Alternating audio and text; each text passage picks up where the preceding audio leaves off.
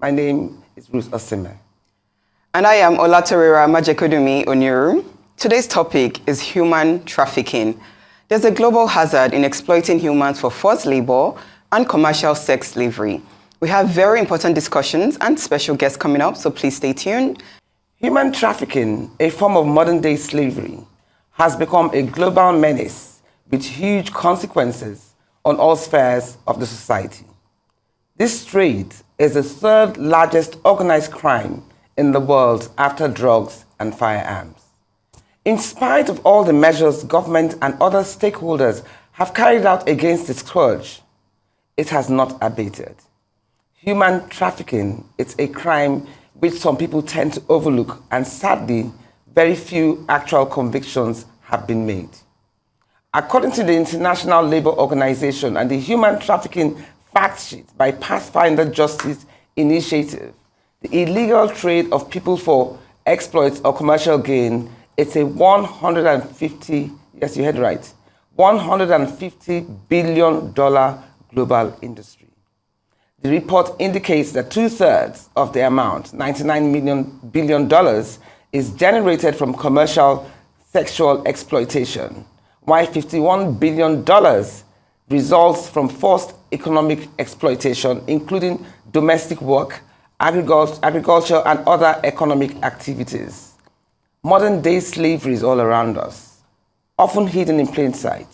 Aside from prostitution, people can also become enslaved as workers working in the most inhumane conditions and environment earn way below the average pay. Victims of modern slavery must face violence or threats, be forced into inescapable debt, or have their passports taken away and face being threatened with deportation. Many people have fallen into this trap because they were trying to escape poverty or insecurity, improve their lives, and support their families. Now they can't leave.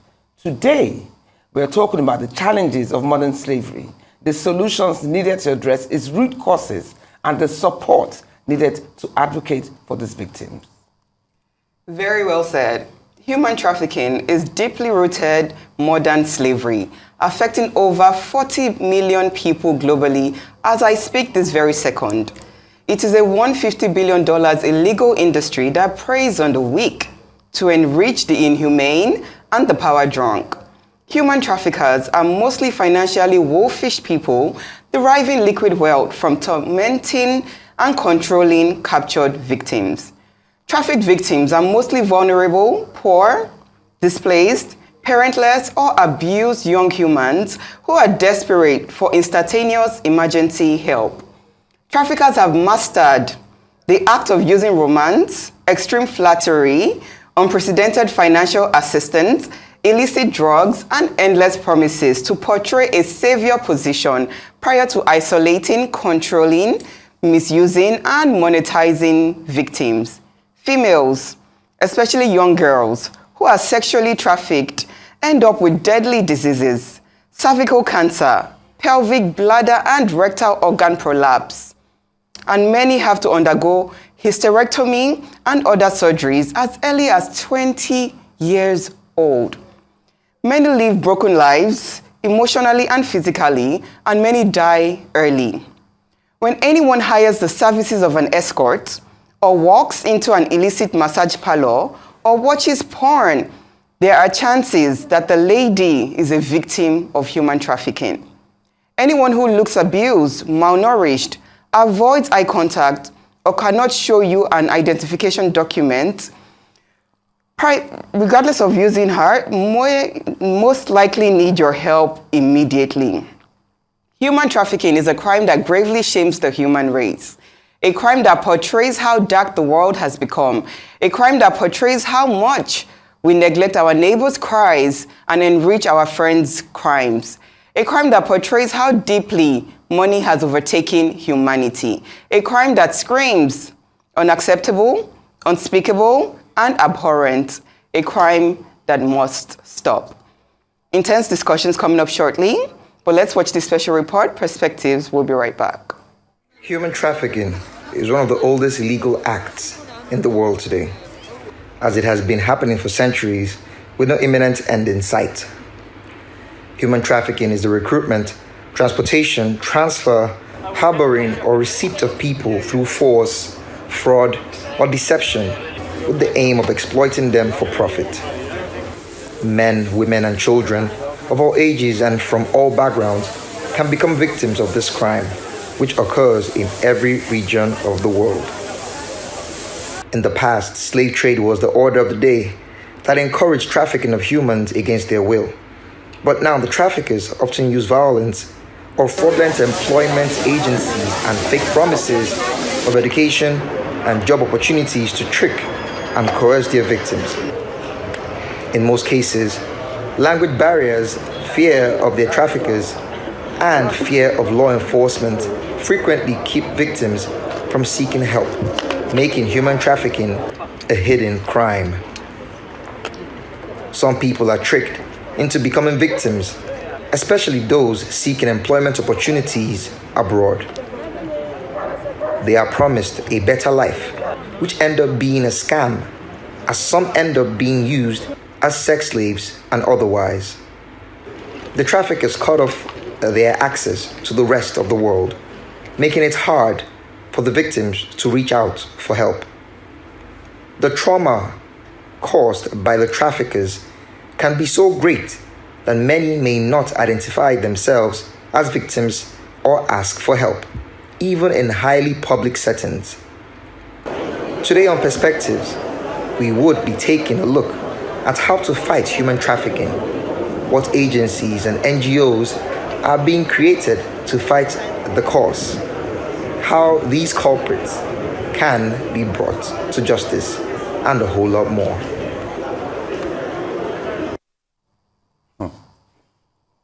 Every time I watch one episode or one VT, I'm thinking, it cannot be that bad.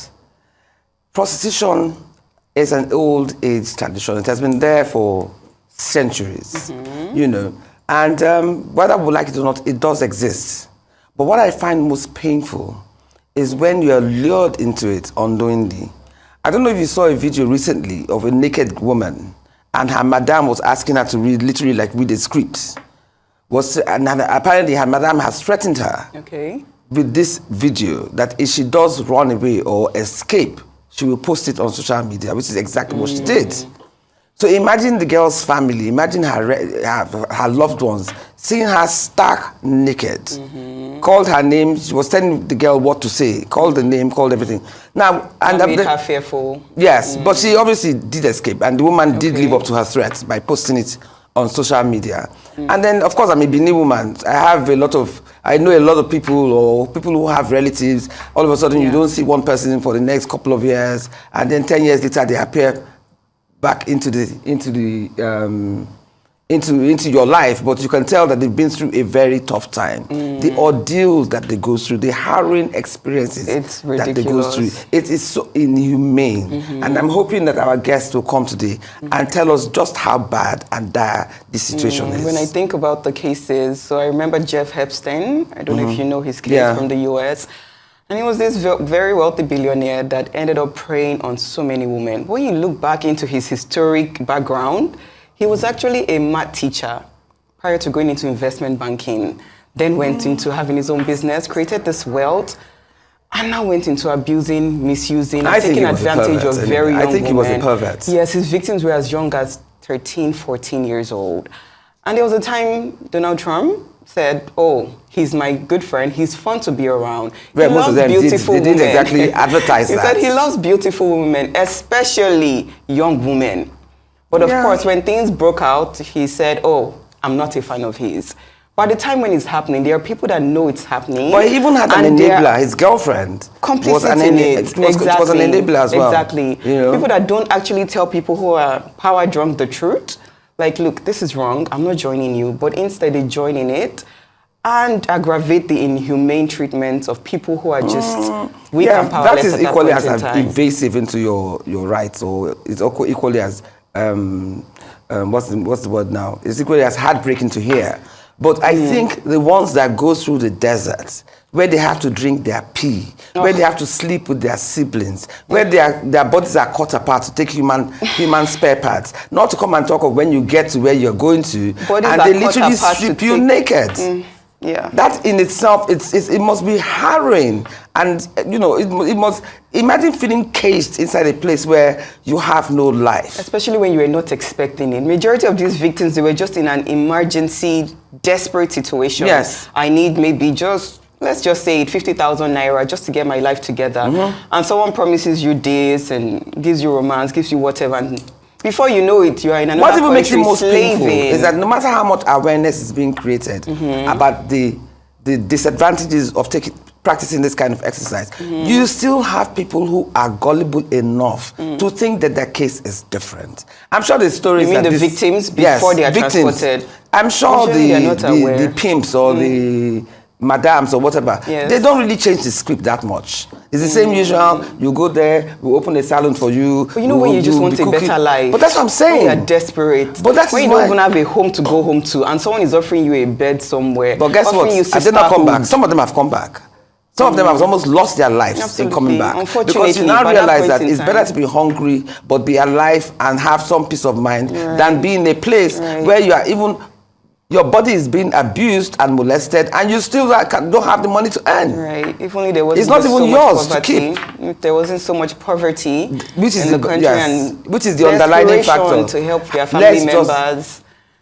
Let's just better the lives of the our people. citizens. That is so critical. We are hoping that we've met a president who seems to be, you know, we're extremely hopeful. So our hope is that things would improve. Where for majority of Nigerians will not become an abhorrence. It will not be something that we will now, our people will not even contemplate. Absolutely. We hope our leaders will infuse humanity in our country. This leader we have now is President Bola Ahmed Tinubu seems to have hit the floor running. So let's just hope that this time next year, conversations like this will be a thing of the past. Absolutely. Well, hopefully. Anyway, we are heading for a short break, but stay with us because when we come back, it will be time to engage our esteemed guests, Aganran Alao and Doris Ogbeifun. Perspectives return in just a moment. Just stay with us.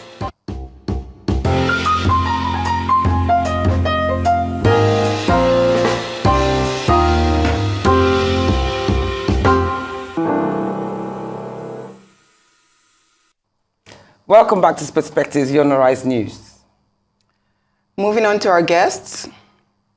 Now introducing our first guest. First off is Aganran Alao, who is a graduate of political science from the University of Ibadan. Aganran is an accomplished holder of 2 master's degrees in industrial sociology and public administration. He joined the National Agency for the Prohibition of Trafficking in Persons in 2008 and rose to become the pioneer zonal commander of NAPTIP Oshogbo Zonal Command in Osun State. Later on, in 2018, he became the Makurdi Zonal Commander, and in 2021, he was appointed the Lagos Zonal Commander. Presently, Aganran is the head of the Intelligence and International Cooperation Unit at the agency's headquarters in Abuja. He is also a Deputy Director of Intelligence. Very warm welcome to you. Welcome to Perspectives. Glad to have you here with us today, Aganran. And also joining us for this very important discussion is Doris Ogbeifun, who is a women's rights advocate, feminist, activist, consulting, certified training facilitator, business coach, social crusader, and a public analyst. She is the founder and executive director Society for Empowered Youth Development, an NGO involved in changing lives and promoting a society where women and young people are empowered and resilient to champion behavioral change, facilitate sustainable businesses capable of elevating poverty, as well as taking the lead in anti-human trafficking projects. She's also the executive director at DOON Consults and the proprietor of DonorSap Enterprise. Loads of appreciation to you both for honoring our invitation here on Perspectives, even as we kick things off with Doris. So, Doris, good to see you. Now, I'm here. Yes, how are you? Good morning. Good to see you. Welcome. Welcome. I'm very good. And what about you? Fine, thank you. Thank you for having me on board. Yes, you're most welcome. Everyone knows social media has its good and bad sides. What role has social media played in the act of human trafficking, and how has this impacted society? Okay. Social media, as we all know, has over the years served as a tool for human traffickers to proliferate their human trafficking activities. It is also an avenue where false information, job offers, informations like job shortages are being used to be able to entice victims to fall prey. It is a medium that lacks sufficient control in terms of the type of information that flies in there. And it is also a medium used to impersonate victims. It can, they also use it to stalk victims' accounts, even when victims has escaped their captivity. It is a medium widely used for good and bad, as you said, and it is something that has a huge impact in the society, in the sense that it is an avenue that has captured the interest of our young ones, the interest of the youths. They find succor in terms of seeking information in these platforms without knowing if it is right or wrong.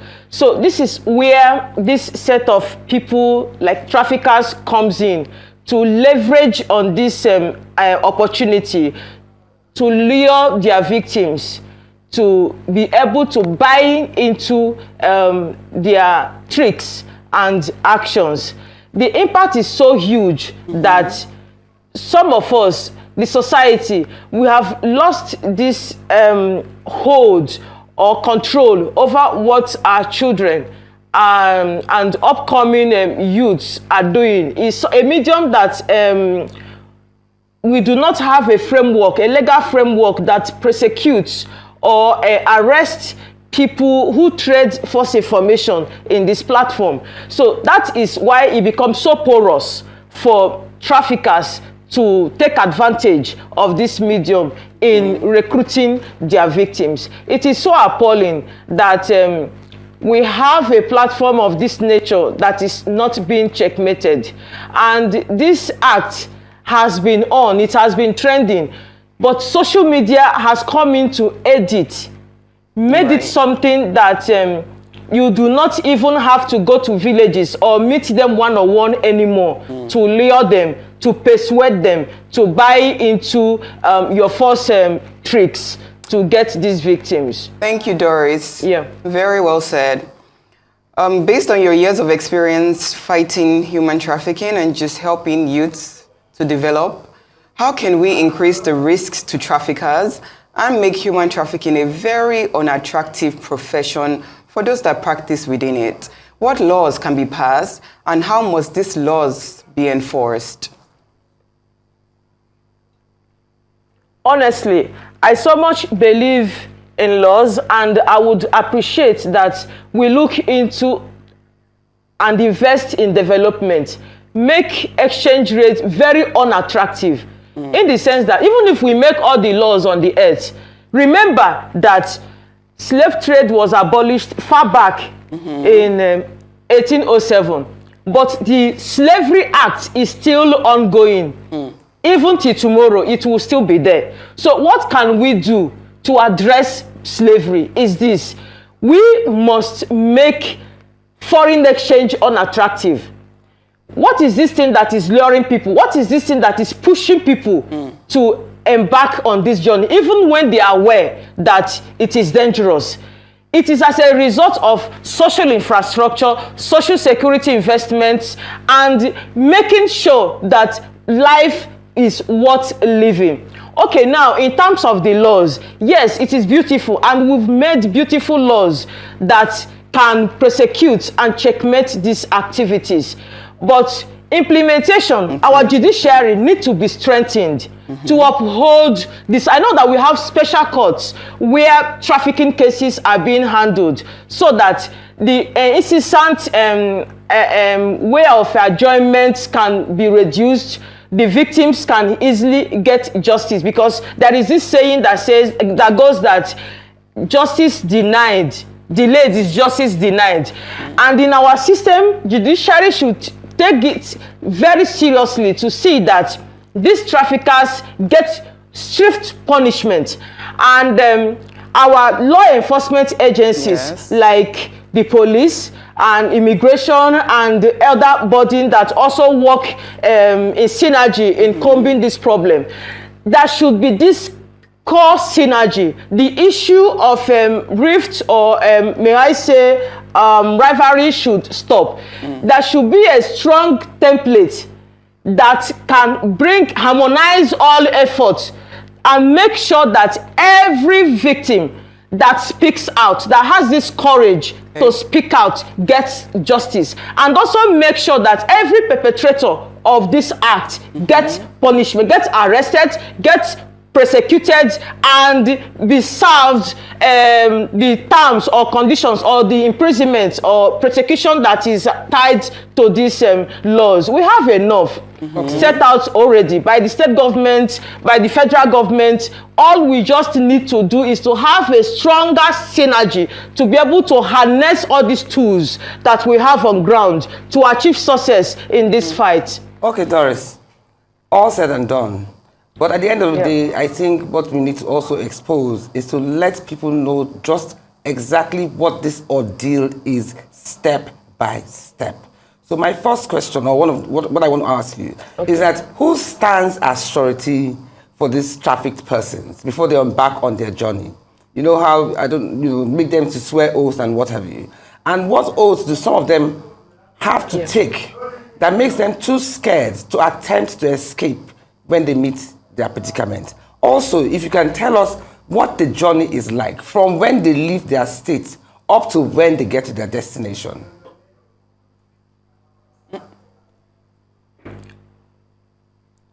Please proceed. Okay, Yeah, go on, we can hear you. Can you hear me? Yes, we can hear you. Okay, anybody can stand in as a surety, but basically it is known that native doctors, lawyers, even pastors, or let me just say religious leaders, some of them do stand in. Even parents, in some cases, parents do stand in. Parents do help in luring their children to engage or to embark on this journey. Then the role of native doctors, they also stand in to prepare these concussions where the victims are being taken to swear an oath. This oath serves as an instrument that controls or that helps the trafficker to have this sole control over their victims. It's in terms of the lawyers also, these lawyers also come in to facilitate signing of agreements where the victim will make a proclamation that, oh, when I get there, I am indebted and I am going to pay blah, blah, blah, so amount of money to my madam or to my boss. So this serves as a bondage. Yeah, but what do this victim? What do they have to do when they do that oath? I heard about fingernails being cut, hairs from their private parts being cut. That's for the concussion. That is what's the process? Yes, for the here the process is this. By the time they have gotten the victim, whichever means they use to get their victim, then they take the victim to the native doctor. In Benin language, they say the ohens. They take them there where victim can be stripped naked. Then items from her genitals, nails, hairs from the pubic areas, shaved. And some of them will be given concussions. Concussions will be prepared. Things will be put into the calabash. Several concussions, blood of a hen or a cock, stuffs like that, native chalk and what have you. So this oath will be given to the victim to taste. And the native doctor will threaten this victim that these her materials will be kept in the shrine based on when she finished paying her boss, as in the trafficker now over there when she arrives. So this serves as a bondage. What we keep this victim subjugated to remain subservient to his or her masters when he or she arrives there. Okay, what about the journey? Yeah. From when they leave Benin or wherever they're coming from, all the way to their final destination. And I also hear that in places like Libya, they also do, they cut part of their bodies, they do organ trafficking as well. So can you tell us a bit about that? Yes. Okay, yes.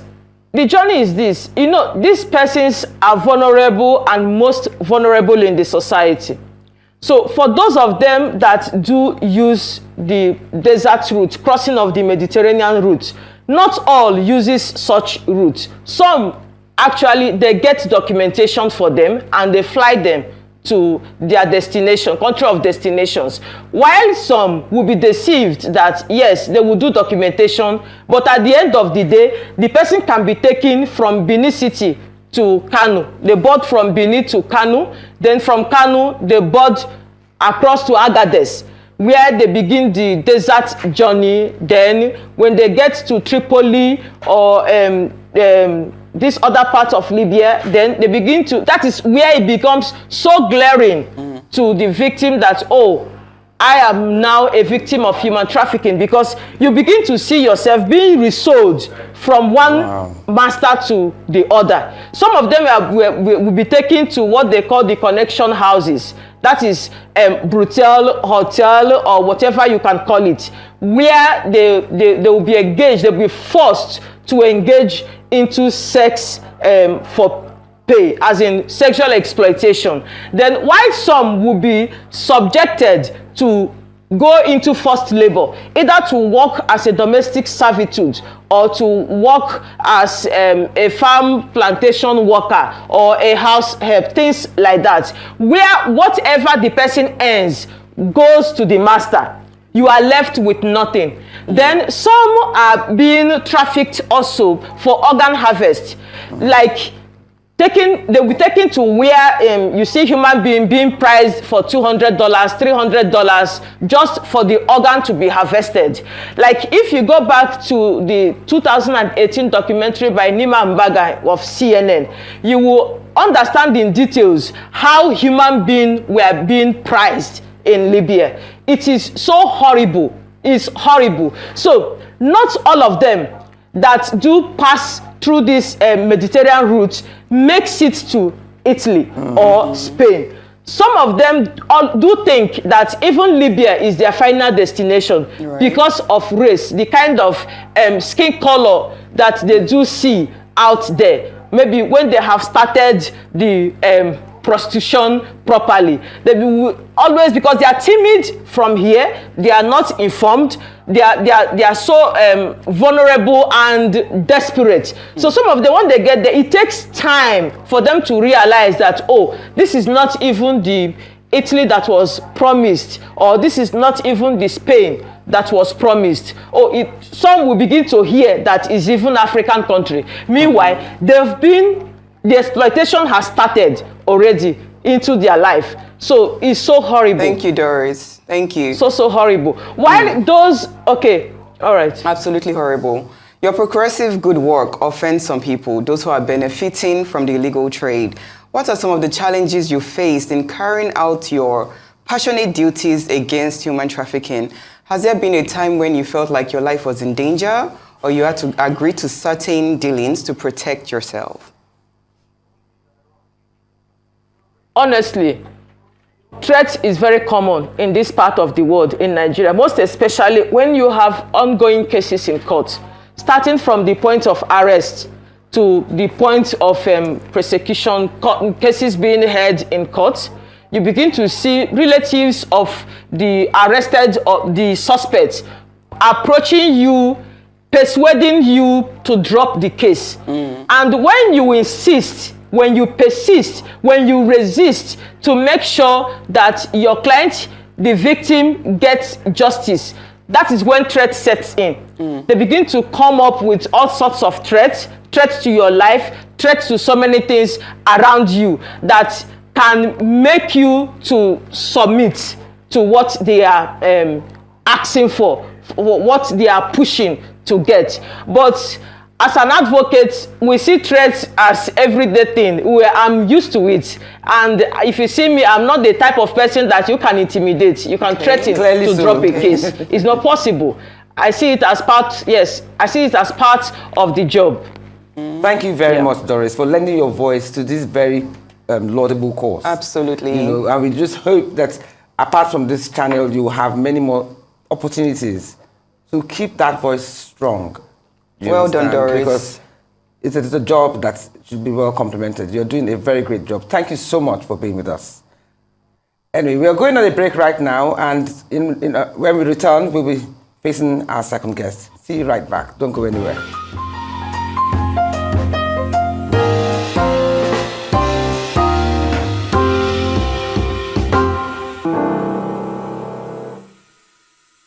Welcome back to Perspectives. That was a very deep insight of what is really going on in Nigeria today. So welcome back to Perspectives. Now we have our next guest, Mr. Ganyu Aganran. Ganyu, good to see you. How are you? Can you hear us? I'm fine. You're welcome. Okay. Thank you. And good morning to our viewers at home. Welcome to Perspectives. Welcome to Perspectives. How is your agency? Good morning. Good morning. It's my pleasure. Pleasure to see you too. It's my pleasure. Pleasure to see you too. How is your agency, the National Agency for the Prohibition of Trafficking in Persons, NAPPIC, tackling online sexual exploitation and abuse in Nigeria? Also, has your agency or any other agency partnered with any social media platforms to alert them when they see suspicious posts from Nigeria? Thank you so much. I appreciate that.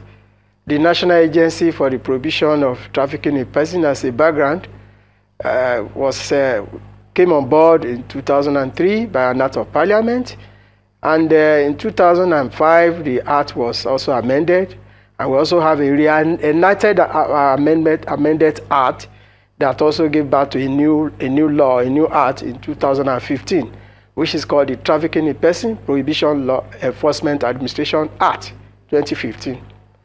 And as because we have also observed that the trend of human trafficking keep changing, keep evolving by the day, the agency has for years back embarked on a lot of online awareness creation campaign. We are on the Twitter, we are on the Facebook, we are on TikTok, and we're also on a Twitter handle. We are in all of this. And the essence of it is that we want to create awareness to the teeming youths that often fall prey to trafficking in persons and smuggling of migrants. So these are areas that we identified, and then the agency constantly is dealing with that. We create awareness on the social platform. We also ensure that some of our awareness posts are also put on the online media platform. So we do this constantly. We also, most times, we issue press statements through the online platform to also make the public and the vulnerables, especially the youth, to be aware of what the agency is doing and what the current trend on human trafficking is at the moment. So we put on, most of the time, we put on on the social media platform some of these warning signs, some of these press statements, so that they will also be able to know. In terms of partnership, NAPTIP has also partnered NAPTIP has partnered with Meta, that's the owner of Facebook. In 2022, we partnered with Meta, the owner of Facebook, and also in line with that, we also partnered with the National Center for Missing and Exploited Children, basically to detect and tackle online exploitation. So these are some of the things we do. For the one that has to do with press statement, we also do that, especially on the new trend that has been discovered, especially sextortion. So we do press statement on that. And sometimes when we also notice some current trend that we want people to know, we want to create a red flag so that they will be to know that this is what we are dealing with currently.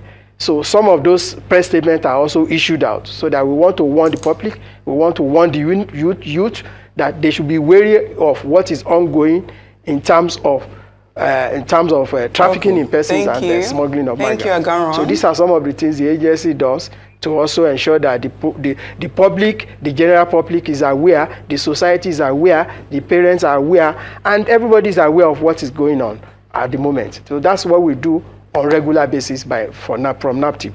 Fantastic. Thank you so much. You spoke on how well you're creating awareness for human trafficking, which is very necessary, on Twitter, and promoting partnerships on social media. Facebook with Meta, on social media, right. Well, let's speak more of the detective services that your organization should be engaged in. Less than 1% of human trafficking cases are detected worldwide. The percentage is much less in Nigeria. How is your organization helping to increase reporting or engaging in detective services to free victims out there?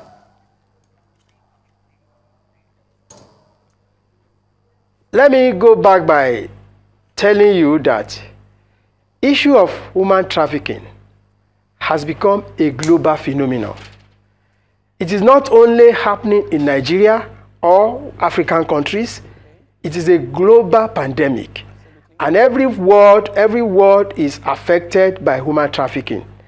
So detecting human trafficking, we also now I have to take you back to how does recruiting trafficking children or victims of trafficking actually comes up.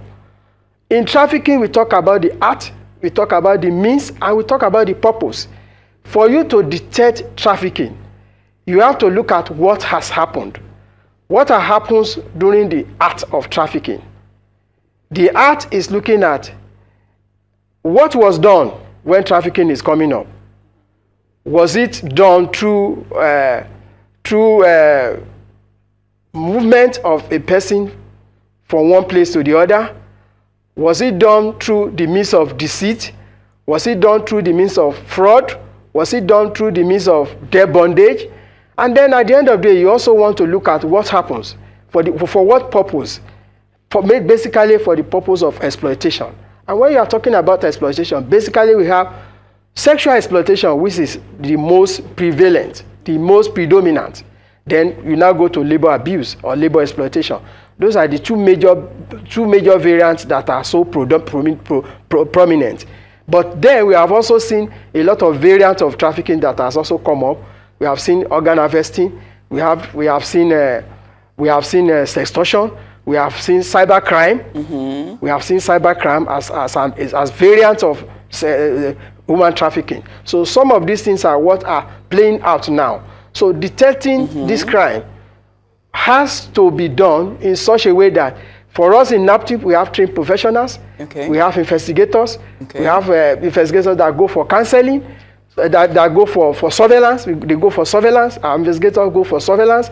So when we are tip-off, we always ensure that sometimes we do disruptive activities, we do disruptive measures so that we don't allow the victims to be taken off. Sometimes when we have intelligence, we ensure that working collaboratively with other law enforcement agencies now, we also ensure that they come in with us collaboratively, and we are also able to disrupt the movement of those traffickers. So these are some of the ways we go about it, but they are actually more than that. Okay. They are more than that. But basically, these are what we do to ensure we disrupt the activities. And sometimes we also see public complaint, people writing to us through the media, through our media handle, through our Facebook and all the rest, to tell us that they are suspecting so happening in so place. We also have some people that they can walk into our office, make official complaint, they write the official complaint, we take it up, we start our investigation, and then we do a lot of arrests on that.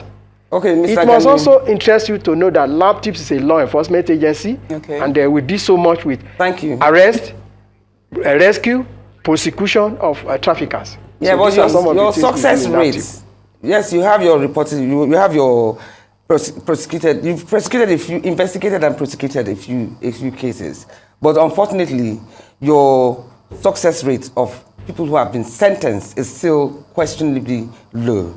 So I have a bullet question for you, 2 bullet questions. What are the challenges you face in bringing culprits to justice? Secondly, we also are aware that you provide shelters for the returnees. So for shelters and homes offering rehabilitation services to traffic victims, what regulations are demanded for them to set up? And for those who are non-compliant with these regulations, what is usually the cause for this, and what steps are being taken against such erring organizations? So first, why is your reported cases of sentences abysmally low, and also what issues you have with the shelters you provide for the returnees? Well, I want to appreciate that question. I also want to appreciate the fact that you also agree that NAPTIP has recorded a lot of success stories, success cases, and then a lot of prosecution. As it stands, no, they can report from 20, more. let me just be statistics-wise now. From 2020 to 2023, we have been able to convict 201 suspects of human trafficking. For last year, that is 2022 alone, we were able to secure conviction for 80 victims, of which 45 are male, 35 are female. So that was for last year. How long was that sentence? 2020 to 2023 to date, we had Mr. Gani, sentence how long was ranges the sentence? because it depends on between the what sections. And what? Give us an estimate. Minimum sentence for NAPTIP from 3 years, 7 years. We also have some bagging up to 30 years imprisonment. Okay. I had that when I was in Lagos as the head of operations. 30 years imprisonment. Then sometimes some of the sentence also comes with fines. Fines are also given in addition to the sentence that are given to the suspect of trafficking. So that means you are going to serve your jail term. You are also going to make payment to the government. So that's sometimes what we do. In terms of challenges in prosecuting cases of human trafficking, what often comes up is that for us to secure a seamless conviction, the cooperation of the victim is important. So the challenge here is that most of the time we have sometimes we have uncooperative victims of trafficking. And when you have that, it sometimes becomes very, very problematic for you to get conviction on those cases. But then, because of the fact that NAPTIP also empowers some of these victims, we have been able to also ensure that that is reduced to the barest minimum. Not only that, in the course of investigation takes some time. It is not something you can start in one day and maybe finish in a week or finish in a month or finish in 2 months. Sometimes it depends on the complexity of the investigation. You could have a situation in which, in investigating the cases, a lot of arrests will be made. And the arrests, in making the arrest, you have to also go to where the case actually began. It could be in a village. It could be in a rural area. So you do all of that because we have also seen that it's a network. It's a clandestine activities that is done covertly. It's a network of activities that is done like that. So you have to also ensure that some of them, it is clandestine because they don't want you to know or see them. But through intelligence, through our own investigative professional build-up, we are able to get some of these things done. So investigation takes a lot of time. Not only that, we also have problem of prosecution in the area of the adjournment of cases, transferring of judges. When a judge in a state is transferred, the case starts de novo. You have to start all over. But we have been able to also come out of this because when a judge is transferred, and we also see that the case has gone to almost the concluding part, what we do is that we write for viat. So through that viat, the judge will come back and conclude on the case. So we've been able to also get that behind us. And then also the agency constantly trains judges to make them to be abreast of the NAPTIP Act, so that in their prosecutional aspect, they will be able to give the maximum punishment to the would-be traffickers, so that will serve as deterrent to others that want to engage on the crime. Then we also have this challenge of Stockholm syndrome. in which the victims of trafficking is emotionally, psychologically, and physically attached to the trafficker. We even see some cases in which some of these victims, in the process of their exploitation from recruitment to their destination point, they become pregnant. Some of them, even at the end of the day, they give birth to the traffickers. So they want to, in this case, they want to be more protective. They don't want to expose the victim. They don't want to cooperate in terms of investigation and in terms of prosecution. So these are some of the challenges that often comes up when you are talking about challenges to prosecution of trafficking cases. Then for the one that has to do with the shelters, for NAPTIP, we have what is called Regulation 2019 that deals with activities of organizations, travel and tours agents, travelers, shelter, and homes.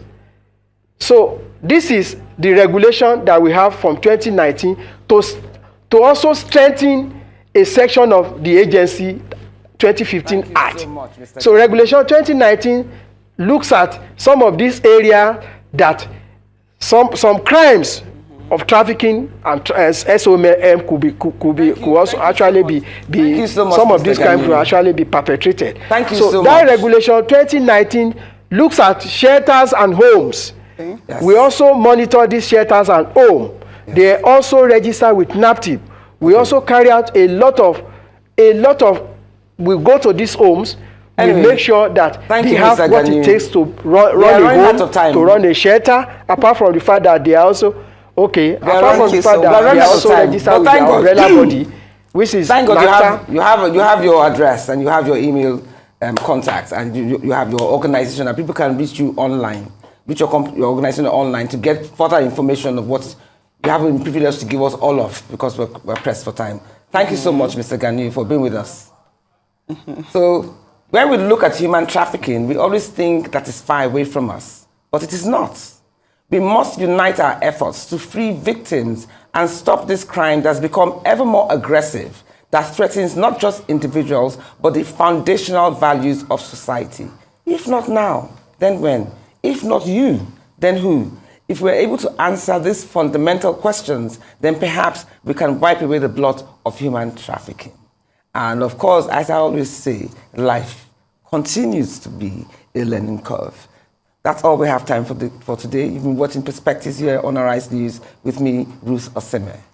And with me, Olatorera Majekodunmi-Oniru. Government must find ways to maximize the risks of human trafficking and make it a very unattractive trade.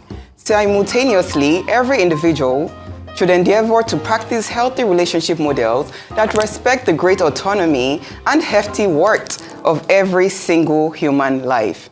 Everyone is important, every life matters, everyone deserves happiness, joy, peace, and wealth. Let's heighten humanity and minimize classism, ageism, tribalism, and all other factors that segregate, dehumanize, and regress. The key to a better world will always be humanity.